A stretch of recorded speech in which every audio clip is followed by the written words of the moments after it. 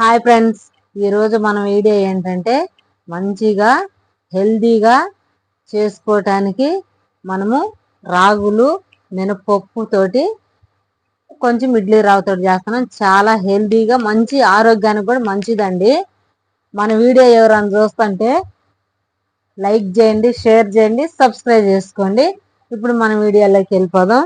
ఇక్కడ చాలా బాగుంటాయండి, ఇట్లా చేసుకుంటే మంచిగా ఉంటాయి. ఇక్కడ నేను పొద్దునే నానబెట్టాను. ఒక గ్లాసు మన మినపప్పు, ఒక గ్లాసు మన రాగులు తీసుకొని నానబెట్టాను. చూసారా ఎట్లా వచ్చిందో. ఇప్పుడు ఇవి మంచిగా నానిపోయినాయి. మినపప్పులో 1 టీ స్పూను మెంతులు కూడా వేసుకొని నానబెట్టుకోవాలి. మంచిగా నానిపోయినాయి. ఇప్పుడు మనం ఇవి మళ్ళీ వాటర్ పోసుకొని కడుక్కొని మనం మిక్సీ జార్ తీసుకొని మిక్సీలో వేసుకొని పిండి పట్టుకోవాలి. ఇవన్నీ వేసేసుకొని మనం ఇప్పుడు మిక్సీ పట్టుకొచ్చుకున్నాం. కొన్ని వాటర్ వేసుకొని ఈ విధంగా మెత్తంగా మిక్సీ పట్టుకొచ్చుకోవాలి. ఇప్పుడు నేను చేతితో చూపిస్తున్నాను చూడండి, అలాగా మిక్సీ పట్టుకోవాలి. ఇది మనము ఏదైతే మనం పిండి కలుపుకుంటామో ఆ గిన్నెలో వేసేసుకొని పక్కన పెట్టేసుకొని ఇక్కడ మనము రాగులు కూడా నీళ్ళు మళ్ళీ కడిగేసుకొని మళ్ళీ రాగులు కూడా మిక్సీ జార్లో వేసుకొని అదే మిక్సీ జార్లో వేసుకొని మిక్సీ పట్టుకొచ్చుకోవాలి. ఇవి కూడా మనం మినపప్పులో వేసేసుకోవాలి. ఆ పిండిలో వేసేసుకొని మంచిగా కలుపుకోవాలి. ఇప్పుడు నేను మొత్తం ఒక గ్లాస్, ఏదైనా ఒక గ్లాస్ కొలత తీసుకోండి. నేను ఇక్కడ రవ్వ 1 టీ గ్లాస్ తీసుకున్నాను. అవైతే మన మామూలుగా ఒక గ్లాసు, ఏదైనా మీరు ఒక కొలత తీసుకోండి, చాలా బాగుంటాయి. ఇప్పుడు ఈ రవ్వ అంతా పిండి మనము ఈ రాగి పిండిలో వేసేసుకున్నాము. వేసుకొని మంచిగా కలుపుకోవాలి. ఇట్లా ఒక గంట పెట్టుకొని, లేదంటే చేతితోటైనా కానీ మంచిగా కలుపుకోవాలి. ఉప్పు ఇప్పుడు వేసుకోవద్దు, మనం రేపొద్దున ఇడ్లీ పెట్టుకునేటప్పుడు వేసుకోవాలి. ఈ విధంగా కలుపుకొని మూత పెట్టేసుకొని పక్కన పెట్టుకోవాలి. ఇప్పుడు మనకి ఇది నైట్ అంతా మంచిగా పులిసిద్ది అన్నమాట. అప్పుడే పిండి మనకి ఇడ్లీ చాలా బాగుంటుంది. పిండి కూడా మొత్తం నాని మంచిగా ఉంటుంది. ఇక్కడ నేను మీకు తెల్లారి చూపిస్తున్నాను చూడండి, ఏ విధంగా పులిసి మొత్తం పైకి వచ్చేసింది. చూపిస్తున్నా చూడండి.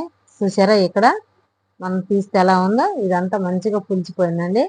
మనం ఇదంతా మంచిగా గంటితోటి కలుపుకొని మన రుచికి తగినంత ఉప్పు వేసుకోవాలి.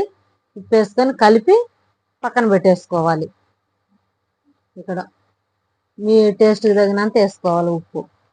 ఈ విధంగా కలుపుకొని వాటర్ పడితే వేసుకోవాలి, లేకపోతే లేదు. మనకైతే ఇడ్లీ పిండి ఈ రకంగా ఉండాలి. ఇప్పుడు మనం పక్కన పెట్టేసుకొని ఇడ్లీ పాత్ర తీసుకొని ఒక గిన్నెల్లో ప్లేట్లో ఆయిల్ వేసుకోవాలి, లేదంటే నెయ్యి వేసుకోవాలి. నేనైతే నెయ్యి వేసాను. మొత్తం ప్లేట్లకి అంతా పూసేసుకొని పక్కన పెట్టేసుకొని ఈ విధంగా గంటతోటి మొత్తం వేసుకోవాలన్నమాట. వేసుకొని మనం ఎన్ని ప్లేట్లు అయితే అన్ని ప్లేట్లకి వేసేసుకోవాలి. వేసేసుకొని మనం పొయ్యి మీద పెట్టేసుకొని మన ఇడ్లీ కుక్కర్ పెట్టి పొయ్యి మీద వాటర్ పెట్టేసుకోవాలి. వాటర్ పెట్టేసుకొని కొంచెం మరుగుతున్నాయి కదా, మనం ప్లేట్లన్నీ నింపేసుకున్నాం. ఇప్పుడు ఇది తీసి వాటర్లో పెట్టేసుకొని మూత పెట్టేసుకొని ఒక 5 విజిల్లు వచ్చినాక ఉడికిచ్చేసుకోవాలి. చాలా బాగుంటాయండి. మనకి హెల్తీకి కూడా ఆరోగ్యానికి కూడా చాలా మంచిది. ఇట్లా రాగి ఇడ్లీ కానీ, రాగి జావ కానీ, రాగి సంగటి కానీ ఇట్లాగా చాలా మంచిది అన్నమాట. ఇంతకు ముందు పెద్దవాళ్ళు పాతకాలంలో అదే చేసేవాళ్ళు. రాగి సంగటి, రాగి జావ అట్లా చేసేవాళ్ళు. చాలా బాగుండేది. ఇప్పుడు మనకైతే ఇడ్లీ కూడా ఉడికిపోయినాయండి. ఇప్పుడు మనం తీసుకొని మనం ప్లేట్లోకి సర్వ్ చేసుకుందాం. చూసారా ఎంత బాగుండాయో. మనకి చెదిరిపోయిన కూడా చెదిరిపోలేదు, అంటే గిన్నెలకి ప్లేట్లకి అతుక్కుపోలేదు. చాలా బాగా వచ్చింది.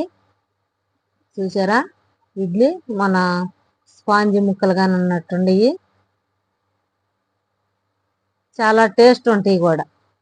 ఇప్పుడు ఈ పక్కన పెట్టేసుకొని ఈ ఇడ్లీలోకి మీరు చట్నీ ఏదైనా కానీ తీసుకోవచ్చు. నేనైతే ఇక్కడ పల్లీలు, పుట్నాలు, కొబ్బరి ఇట్లా చట్నీ చేసి పెట్టుకున్నాను ముందే. ఆ చట్నీ తీసుకున్నాను. మీ ఇష్టం ఏదైనా తీసుకోవచ్చు. దీంట్లో కారం కూడా బాగుంటుంది. చిన్నులపాయ కారం, ఎల్లిపాయ కారం కొట్టుకుంటే చాలా బాగుండిద్ది. ఇట్లా చట్నీ చేసుకొని తీసుకున్నాం. మీరు ఏదైనా తీసుకోవచ్చు చట్నీ. మనకైతే ఇప్పుడు మంచిగా రాగులతోటి ఇడ్లీ రెడీ అయిపోయింది. Thank you for watching.